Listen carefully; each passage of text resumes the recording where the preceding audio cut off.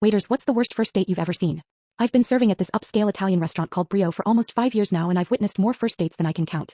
Most blend in my memory, but there was one last Friday that I'll never forget.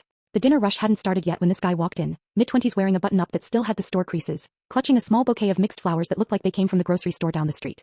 He was 45 minutes early for his reservations and asked for a specific table by the window that he'd requested when booking. As I set his table, I noticed his hands trembling slightly as he placed the flowers on the empty chair across from him.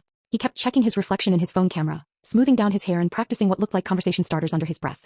So what kind of movies do you like? He whispered to himself, then shook his head and tried again. Is this your first time at Brio? The nervousness was radiating off him in waves. For those 45 minutes he just sat there nursing a water, rearranging the silverware and checking his watch every 2 minutes. Our manager even asked if everything was okay, and he assured us that his date was coming at 7:30.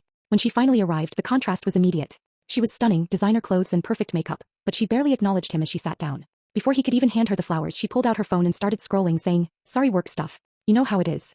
The guy's face fell for a split second before he plastered on a smile and gently placed the flowers on the table between them.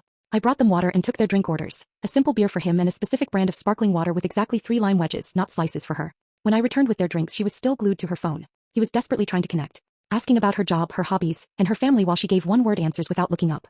The few times she did engage, it was to correct him or talk about herself. "I work in marketing," he shared enthusiastically. "Nothing fancy, but I really love the creative aspects."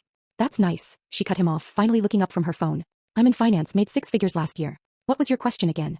The entire meal continued like this. He ordered a reasonably priced pasta. She ordered the most expensive item on the menu plus extras on the side. He asked thoughtful questions. She checked her social media.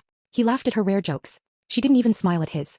After their appetizers were finished, she excused herself to use the bathroom. The moment she was out of sight, his shoulders slumped. He stared at the half-empty wine glass across from him, looking like someone had let all the air out of him. That's when I noticed him check his wallet nervously, counting bills before preparing his credit card.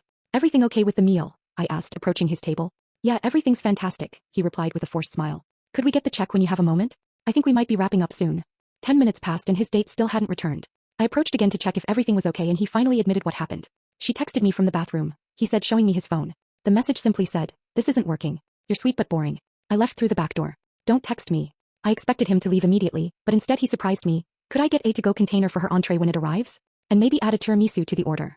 "Of course," I said, confused. "Are you still hungry?" He shook his head with a small, genuine smile. "My little sister is working the night shift at Memorial Hospital. She loves this place but can't afford it on a nurse's salary. Might as well turn this disaster into something nice for someone who deserves it." As he was leaving with the carefully packaged to-go containers, he handed me his credit card slip. He left a $50 tip on a $75 bill.